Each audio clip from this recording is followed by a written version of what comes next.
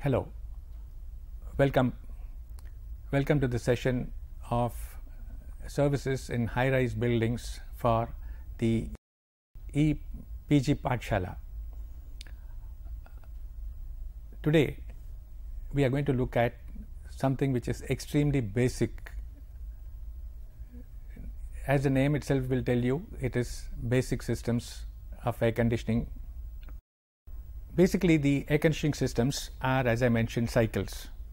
The most popular cycles are the vapor compression, the vapor absorption, and the air cycle. The vapor compression cycle is the one that is most commonly used. It's the one that you see in every piece of equipment, including the home refrigerator that you may be using. The vapor absorption cycle is characterized by a very different parameter in the sense that it uses heat to power its work, and the air cycle is something which is very restrictive in its use. It is used perhaps very commonly in aircraft. Any air conditioner is basically a pump. Instead of pumping water, it pumps heat. The heat is absorbed by the heat pump and it is rejected by the heat pump. As you can see in the diagram, the air conditioner is portrayed just as a pump. The most basic thing to do is to size the pump, and the sizing of the pump is done to match the heat flow that is expected into the AC space. The AC space is characterized as an enclosure in a room where you have internal loads, where you have external loads coming in.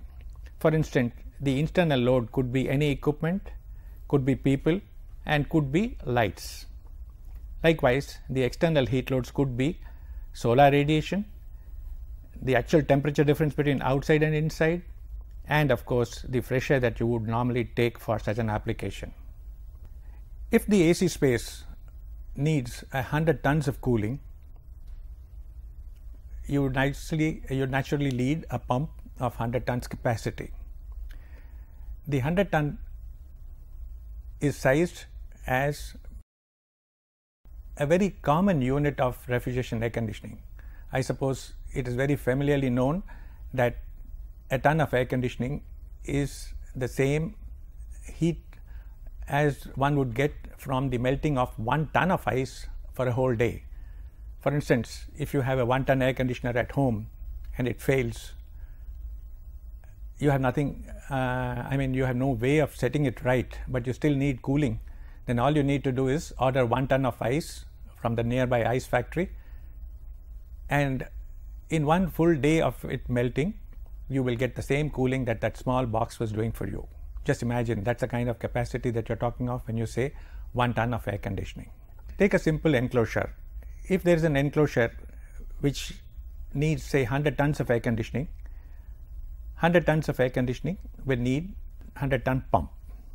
Now, how does one pump out heat? A pump, everybody knows, can be centrifugal, reciprocating, and be familiar that it pulls out a fluid from a receptacle and puts it into another receptacle. Now, here heat is something which is available all over the place, and you've got to remove it from a restricted area, from a room which is to be air conditioned. How do you pump it out? Never forget that heat is a form of energy. So obviously destroying it is going to be not a possibility. To effect this form of pumping, one goes back to his basics. One goes back to his physics, where we looked at the laws of thermodynamics. The laws of thermodynamics said heat is a form of energy and it just cannot be destroyed. It also clarified to say that heat can move and will move from a higher potential to a lower potential. There is one extremely important factor about heat, that it is an extremely dynamic form of energy. It never can rest. It keeps on moving, keeps on moving. It is this characteristic of heat moving or being able to move from a higher potential to a lower potential used by an air conditioner manufacturer. How does he do it? How does he put this form to use? How will you keep an air conditioned space, like let us say in Chennai, air conditioned at 24 degrees when the ambient is 40, we know that heat can be pumped only from a higher potential to a lower potential. So how does a room of 24 degrees lose heat to an ambient of 40? Is it possible? It is just like saying, if I get a cup of coffee on my table, it's cold and I want it heated and I just wish for it to get heated. Will it get heated? Obviously not, because the ambient is cooler and my coffee cup will only tend to cool. It will never get heated. When I expect air conditioning to affect a 40-degree ambient to be cooled down to 24 degrees, it is exactly similar to expecting a cup of coffee to become warm on my table. How does this get affected? How do you keep an ambient of 40 degrees, bring it down to 24 degrees? This is very simply done by getting a device which has two ends, a cold end and a hot end. The moment you have a device like that, all you need is to put the cold end in the room, which is to be cooled, and keep the hot end in the ambient. Obviously, it follows that the cold end is colder than the room and the hot end is hotter than the ambient. The moment that happens, the law of thermodynamics takes over. The moment you have a cold end inside the room loses energy, loses its heat into the cold end of the object you have placed. Within the object, a miracle takes place and the heat is transferred to the hot end. The hot end is hotter than the ambient and has absolutely no difficulty in rejecting the heat into the ambient. Figuratively, this would look like what you see in front of you. You have a hot end which is kept in the ambient and you have a cold end which is kept in the room which is air conditioned. In a boxed form, this dotted line that you see here is your room to be air conditioned. You have a cold end, it's a box. What does it do? It picks up the heat. This internal device which you see here connecting the cold end to the hot end is the miracle maker, and here you have the outdoor unit which affects the heat rejection. That box which you saw inside the cold end and this box which you saw outside the hot end takes on this kind of format. In the inside you see something like a coil which is practically like the radiator in a car. Air is moved over this and this is kept colder than the room of 24 degrees. This is around maybe 7 to 8 degrees centigrade. So from 24, heat moves into this 7 to 8 degrees cooling media. This media transfers the media into the compressor, or rather it's pulled by the compressor, and the compressor sends it back into another coil which is kept outside, which is again like the radiator of a car, and the fan blows the heat out into the ambient. So you have here an outdoor unit which is kept outside the room, and you have an indoor unit which is kept inside the room. The basic requirements of this cycle, as you saw in the earlier sketch, were an evaporator, which is the cold end, and a condenser, which is the hot end. And to move the media, the refrigerant from here to here, it is the compressor which does the job. This is the basic device which absorbs the energy and moves the fluid from the evaporator to the condenser. I would go to the extent of saying that to make this successfully possible, it is a marriage between a chemical engineer and a mechanical engineer. The mechanical engineer produces efficient compressors, produces devices which can compress media, compress refrigerant properly. And the chemical engineer comes up with devices, with fluids which can be compressed easily. I mean, the compression ratios are very small, so that at its higher pressure it is hot and at its lower pressure it is cold. So the magic is basically a refrigerant which at a lower pressure is cold and at a higher pressure is hot, and the compressor is one that keeps the media at low pressure and at high pressure to achieve its job properly. Basically, all these systems that you see have these three components as an essential requirement. Basically, the evaporator has to be there, the condenser has to be there, and the compressor is the one that links the two. How they are put together is what forms a system. Let's look at basic systems that one can have in air conditioning. The ones that you commonly see using the vapor compression cycle are the most basic form, a window air conditioner. The next one is a split air conditioner, which is basically, as the word says, a split of the two. Next, you have a ductable split, which is a larger version of this, and you also have the larger version of the three devices put together, which is called a central DX unit. This particular unit has a handicap that it is a single zone device, and when it is to be used for multi-zone applications, this gives way to a central chilled water system. The most basic form, as I mentioned earlier, is the window air conditioner. Now, a window air conditioner is system wise mounted like this. There is an enclosure that has got to be cooled. The ambient is at 40 degrees. You have a window air conditioner which is fitted in a window, as its name implies. A little portion of it is inside and a little portion of it is outside. This system, one might say, has really virtually got a total factory made system, wherein you have a cold end and you have a hot end. Inside this is what happens. There is a compartment which separates the hot from the cold. The cold end takes back the room air, cools the room air here, and sends back the cold air into the system. So basically, you have a cold air cycle occurring here. The room air goes inside, gets cooled, and then comes out here from the machine. This cooling device, which is here the evaporator, gets its fluid from the cooling equipment here. The compressor pulls back the refrigerant and transmits it onto the similar cooling coil at the hot end of the unit. Another fan blows out this hot air.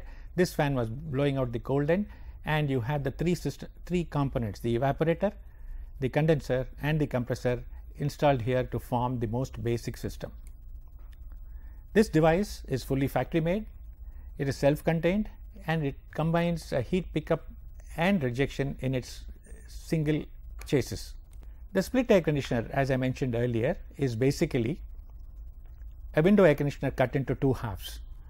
You have the air conditioned space, and you have one half of it outside and one half of it inside. The half of it inside is obviously the cold half, and the one that is outside is the hot half. The cold half is at a very low temperature, 8 to 9 degrees. This 24 degrees heat flows into this at such a low temperature, and this, by a fluid from inside with a pipe connection, transfers the media into the condenser. Component wise, this is what you would see. You would see a enclosed space. You would see a split air conditioner as two halves, the cold half and the hot half, which can be kept apart and linked together by piping. This would look like what you see here, and this outdoor unit would look like what you see here. I have drawn two walls here in place of one wall. The implication is that a split air conditioner can be used in a room where there is no external wall.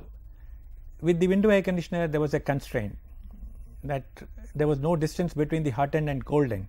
Here, you can have a small distance between the cold end and the hot end. It can even be one room apart because the connection is by refrigerant pipes.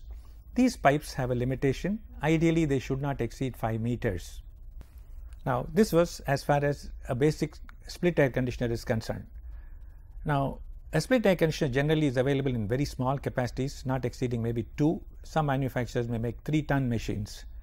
For bigger areas, one has to look at something bigger, and here the split air conditioner, the indoor part of the unit becomes larger. It needs a powerful fan so that one can add duct work onto it and distribute the air. In other words, what was a small room earlier, if a bigger space is to be cooled, you need a big unit with a more powerful fan, and to distribute the cold air, because you can't dump it at one place and make this place overcool, you distribute the air by a system of duct work all over the air conditioned area. Again, this is purely the heat absorbing part of it. This was at 8 or 9 degrees centigrade, 24 degrees moved heat into this place, and this got rejected into the outdoor unit, which is kept outside. Obviously, this is a bigger version of the old outdoor unit. This is a bigger version of the old indoor unit. In some formats, people prefer to have a floor mounted equipment. The ductable split which we saw schematically earlier was a ceiling suspended unit, which can be hung in, let us say, a pantry or an area which is not very likely to complain about noise from the equipment, or in other words, sometimes you might have a drain water drippage from the unit. So these ductable splits are hung up in places like pantries, or let us say some service passages where these small disturbances can be overlooked. There are certain places where even such spaces are not available. It is better to go in for a split air conditioner which is floor mounted. Such equipment are available very easily, and these are called package units. They are still not fully packaged because basically again there are two ends, both have got to be connected by piping at site, and this interconnection is absolutely necessary at site only. So in other words, you can't really call them packaged air conditioners because they are not totally self-contained like a window air conditioner, but still people prefer to call them packaged air conditioners because in some versions like water cooled machines they can be more or less self-contained. A packaged air conditioner is basically like a split air conditioner, and schematically this would look like this. This would be the envelope of the air conditioned space. You will have a small room earmarked for this. This would become, you might call it an air handling unit room. In this air handling unit, the package unit is kept, a small quantity of fresh air is drawn into this room, and air is recirculated from the air conditioned space through a void over the false ceiling and comes back to the air conditioner. So basically again you have your evaporator, you have your condenser, and the link between the two, the compressor, has now been installed here itself, so that it's more protected from atmosphere. In other words, the three friends, the evaporator, the condenser and the compressor, are still required. They are still there, maybe in a different format, but without them there will be no air conditioning. Both the ductable splits and the package units are available in water cooled versions. What I have been showing you is air cooled versions because the heat is rejected directly into ambient. In larger capacities or in places where water is available, one can reject heat into water. For instance, if you are on the river bank, or if you have water available plentifully and you can install a cooling tower, you can go in for systems which use water. Water is a better coolant, so heat rejection occurs a little better, and in places like Delhi, in places like Nagpur, which become very hot in summer, 43, 45 degrees centigrade is an average temperature in places like Delhi. So here, if one has a water cooled equipment, the condenser temperature comes down dramatically, reducing the heat on the compressor. The compressor would have earlier had to pump out heat from, let us say, 24 degrees room temperature to 43 degrees ambient.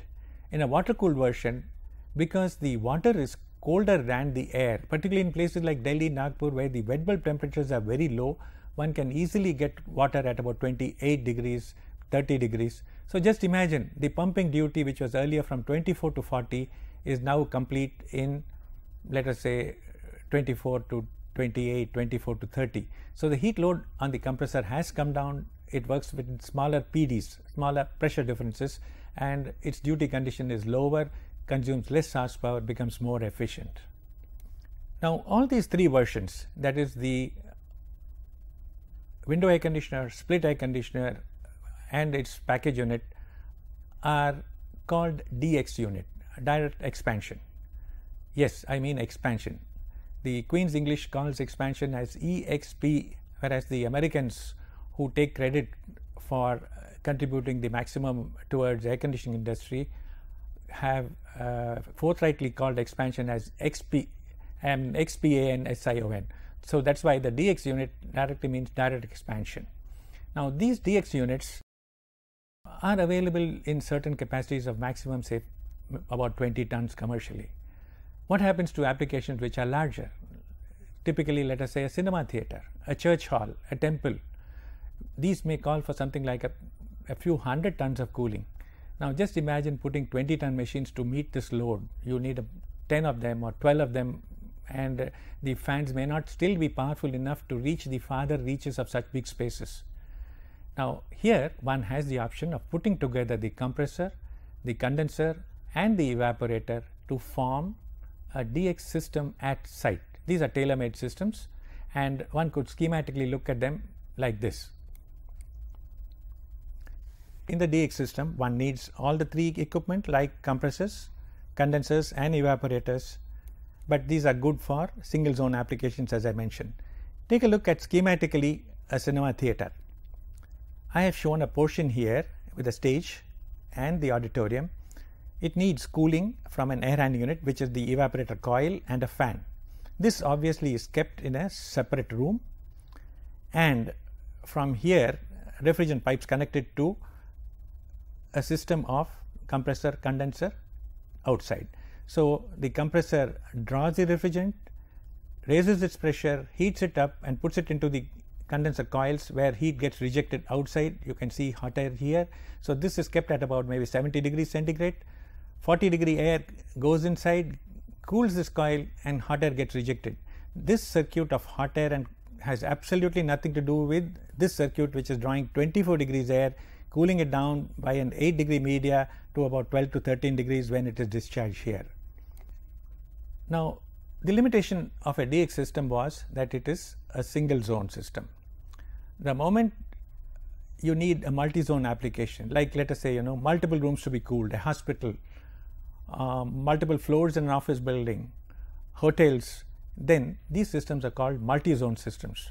You cannot cool air in a common air handling unit and put a part of it into every room and satisfy the requirements of every guest. Now here you need refrigerant to be piped to various zones. That becomes rather difficult. So refrigerant do not lend themselves to be apportioned into small portions. So the secret behind using a multi-zone system is to make the DX system cool water and then distribute water like any plumbing specialist would do to various zones that need cooling. Let's look at how it looks. The red circuit here, you have the three friends together, the condenser and the evaporator and the compressor. This is the one that is the basic refrigeration circuit. What does it do? It makes this blue circuit. There is a pump which picks up the cooling from the evaporator, and it is available in this line as cold water, which can be piped to, let us say, something like 1,000 units here. I have schematically shown only 3 for the sake of convenience, but this could be room 1, room 2, room 3. In a 5-star hotel, this could be a few hundred rooms, the public spaces all put together, and the common water from all of them goes back into the pump and gets into the evaporator. So this is another chilled water cycle which is established by itself going through the evaporator.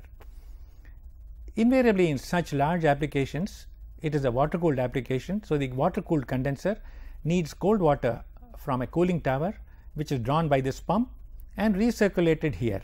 So this blue circuit is the heat rejection part, this blue circuit is the heat absorption part, and this is the magic item which moves heat from here to here.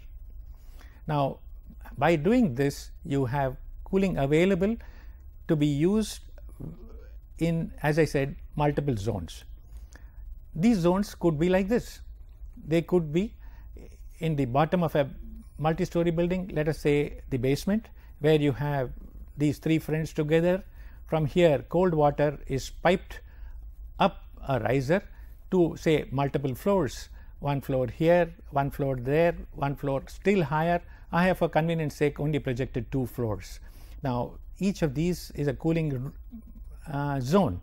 This could be room 1, 2, 3, 4 in a hotel. This could be ward 1, 2, 3, 4 in a hospital.